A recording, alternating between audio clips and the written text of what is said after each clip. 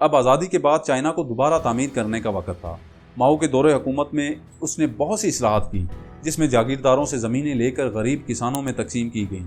کروڑوں دیہی کسان پہلی بار زمین کے مالک بنے، شرح خواندگی بڑھی، دیہی اسکول کھلے اور خواتین کو تعلیم کا حق ملا۔ چھوٹے قصبوں تک بنیادی طبی سہولیات پہنچائی گئی اور مہلک بیماریوں کی ویکسینیشن کیمپین شروع ہوئی۔ 1 کروڑ نشے کے عادی لوگوں کو علاج پر مجبور کیا گیا، نشے کے ڈیلروں کو سزائے موت دی گئی اور افیون پیدا کرنے والے علاقوں میں نئی فصلیں لگائی گئیں۔ بچوں کی جبری شادیوں، بیویوں کو بیچنے اور روایتی ظلم کے خلاف قوانین نافذ کیے گئے۔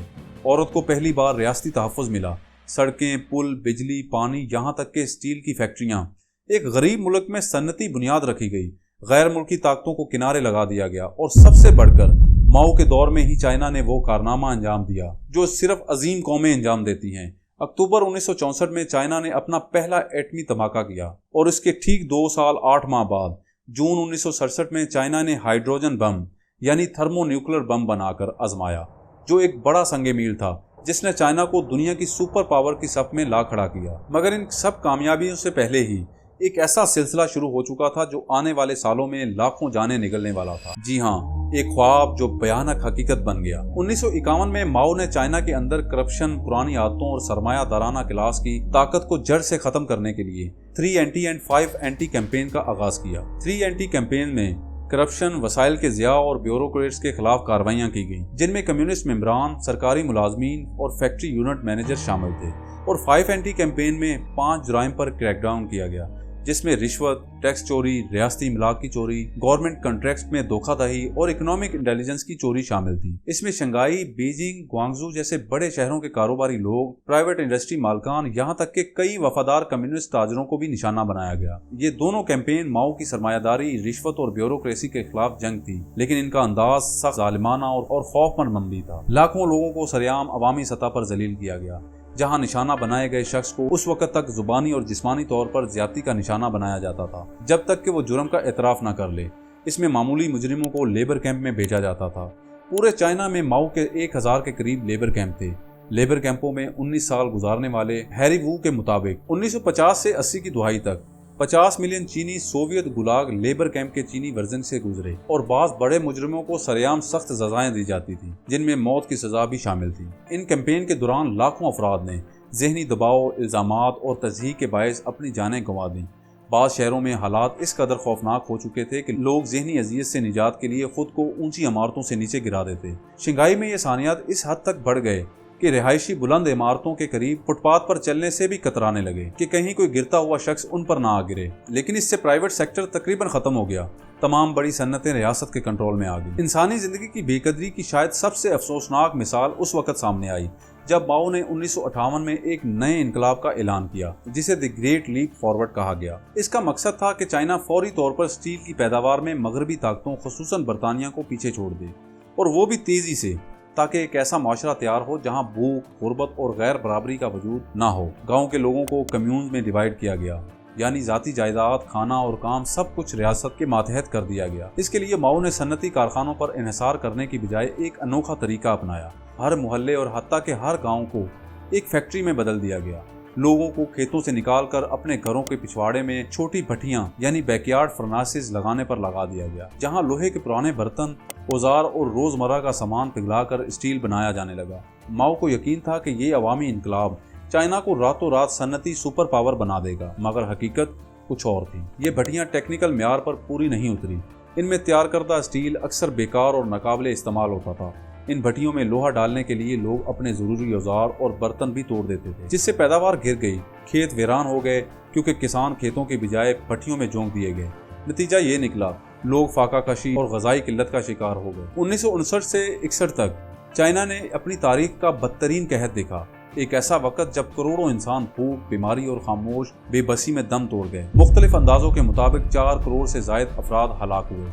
حکومت نے دیر تک حقیقت کو ماننے سے انکار کیا، اور جب تسلیم کیا تب تک بہت دیر ہو چکی تھی، کیونکہ زرعی پیداوار کے غلط اندازوں، جھوٹی رپورٹس اور خوف کے ماحول نے حکومت کو اصل حالات سے غافل رکھا۔ یہی وہ علامتی اور عملی غلطی تھی جس نے گریٹ لیپ فارورڈ کو چائنا کی تاریخ کی بدترین تباہی میں بدل دیا۔ اس کی ناکامی نے نہ صرف لاکھوں جانیں لی بلکہ ماؤ زیڈونگ کی ساکھ کو بھی گہرا دھچکا پہنچایا۔ 1962 کے بعد گریٹ لیپ فارورڈ کی ناکامی کے باعث کمیونسٹ پارٹی کے اندر ماؤ کی پوزیشن کمزور ہو چکی تھی۔ کئی لیڈرز نے ماؤ کی پالیسیوں پر تنقید شروع کی، جن میں لیو شاوقی اور ڈینگ شاؤپنگ جیسے اہم لیڈر شامل تھے۔ لیکن ماؤ خاموش نہیں بیٹھا، اس نے کلاس اینمی کے خلاف ایک جنگ شروع کی۔ اس نے اعلان کیا کہ چائنا کے اندر سرمایہ دارانہ سوچ پھر سے جنم لے رہی ہے، جسے ختم کرنا اب بہت ضروری ہو گیا ہے، جس کے لیے اس نے کلچرل ریولوشن کا آغاز کیا، جس نے آنے والے برسوں میں چائنا کی روح کو جھنجھوڑ کر رکھ دیا۔ اب ماؤ نے صرف معیشت ہی نہیں بلکہ چائنا کی سوچ، تعلیم اور ثقافت کو بھی انقلاب کے تابع کرنے کا فیصلہ کیا۔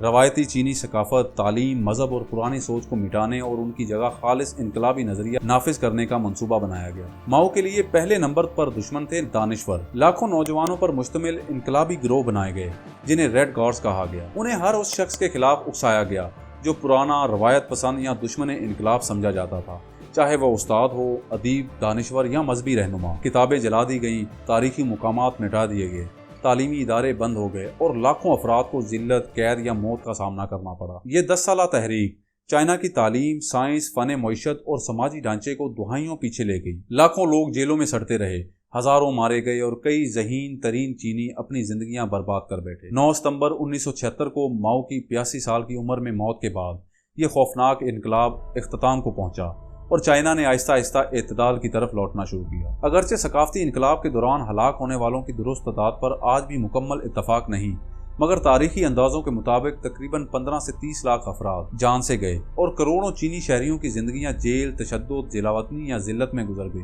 یہ انقلاب نہ صرف جسموں کو توڑ گیا بلکہ چائنا کی سوچ، علم اور روح پر بھی گہرے زخم چھوڑ گیا۔ CCP نے عوام کے غصے کو ٹھنڈا کرنے اور اس معاملے سے ماؤ کو محفوظ رکھنے کے لیے اس کی چوتھی بیوی جیانگ کنگ کو قربانی کا بکرا بنا دیا، کیونکہ جیانگ نے 3 اور CCP کے لیڈرز کے ساتھ مل کر گینگ آف 4 گروپ بنایا تھا، جو چائنی حکومت، میڈیا، تعلیمی اداروں اور عدالتوں پر کنٹرول حاصل کر چکا تھا۔ ماؤ کی موت کے فوراً بعد CCP نے یہ بیانیہ پھیلایا کہ ملک میں جو بربادیاں ہوئیں وہ سب گینگ آف 4 کی سازشیں تھیں، اس لیے سارا الزام جیانگ کنگ اور اس کے ساتھیوں پر ڈال دیا گیا۔ انہیں ملک دشمن، سیاسی سازشی اور عوام کی قاتل قرار دے کر 1981 میں عوامی عدالت میں مقدمہ چلایا گیا، جس کی ویڈیو آج بھی YouTube پر موجود ہے۔ اسے پہلے سزائے موت سنائی گئی، جسے بعد میں عمر قید میں بدل دیا گیا۔ پھر 1991 میں اس نے جیل میں خودکشی کر لی تھی۔ ثقافتی انقلاب کو بیان کرتے ہوئے ماؤ زیڈونگ نے ایک موقع پر ایسا جملہ کہا جو آج بھی دنیا بھر کے مورخین کے لیے حیرت کا باعث ہے۔ اس نے کہا کہ قدیم چینی شہنشاہ شی ہوانگ نے 460 علماء کو زندہ دفن کیا تھا، لیکن ہم نے 46,000 کو دفن کیا۔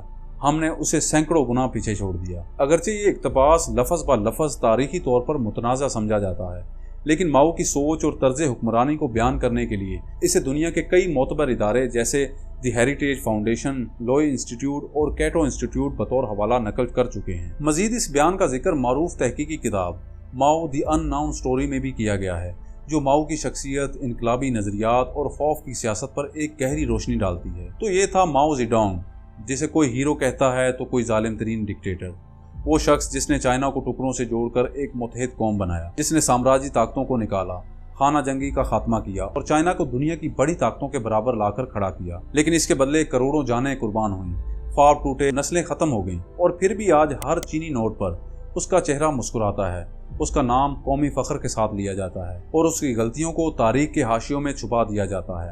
لیکن چائنا کا واضح موقف 1981 میں آیا، جب چینی کمیونسٹ پارٹی نے ایک قرارداد پیش کی جس میں کہا گیا تھا کہ ماؤ 70% درست اور 30% غلط تھا۔ لیکن سوال یہ ہے کہ جس کی غلطی میں کروڑوں جانیں چلی جائیں، کیا اسے صرف 30% غلط کہا جا سکتا ہے؟ وہ اس لیے کہ بعض اوقات قومیں درد کو یاد نہیں رکھتی، وہ اس طاقت کو یاد رکھتی ہیں جو انہیں غلامی سے نکال کر خودداری کی راہ پر لے آئیں۔ ماؤ زیڈونگ کا یہ سفر صرف اقتدار، جنگ اور انقلاب کا نہیں تھا، بلکہ یہ ایک ایسا سفر بھی تھا جس میں ایک انسان نے اور اس کے خاندان نے وہ قیمت چکائی جو شاید تاریخ کے اوراق پر کبھی مکمل درج ہی نہ ہو سکی۔ اس انقلاب کے دوران ماؤ کا بھائی ماؤ زیتان 1935 میں KMT کے ہاتھوں میں ایک پرتشدد کارروائی میں جان سے گیا۔ اس کی بہن ماؤ زیجیان صرف 24 سال کی عمر میں گرفتار ہوئی اور قید کے دوران اسے ختم کر دیا گیا۔ ماؤ کی بیوی یانگ کائی ہوئی ایک باشعور اور تعلیم یافتہ خاتون تھی، جس کے سامنے KMT کے اہلکاروں نے ان کے بچوں کو لا کر کہا، ماؤ سے لا تعلقی اختیار کرو ورنہ انجام سنگین ہوگا، لیکن اس نے انکار کیا تو اسے عوامی سطح پر سزا دی گئی، یعنی موت کی۔ آج چینی معجزے کی دنیا میں دھوم ہے، مگر اس معجزے کی بنیاد میں کتنا خون، کتنے آنسو اور کتنی خاموش قبریں ہیں، شاید ہم کبھی نہ جان سکیں۔ لہٰذا اگلی بار جب آپ چینی نوٹ پر ماؤ کی تصویر دیکھیں تو ان لاکھوں لوگوں کو ضرور یاد کریں جن کی زندگیاں اس کے دور حکومت میں ضائع ہوں۔ تاریخ کبھی سادہ نہیں ہوتی، ہیرو اور ولن اکثر ایک ہی شخص میں رہتے ہیں، اس لیے پوری کہانی جاننا، ماضی سے سبق حاصل کرنا اور ماؤ زیڈونگ جیسے لیڈرز کی پیچیدہ میراث کو سمجھنا بہت ضروری ہے۔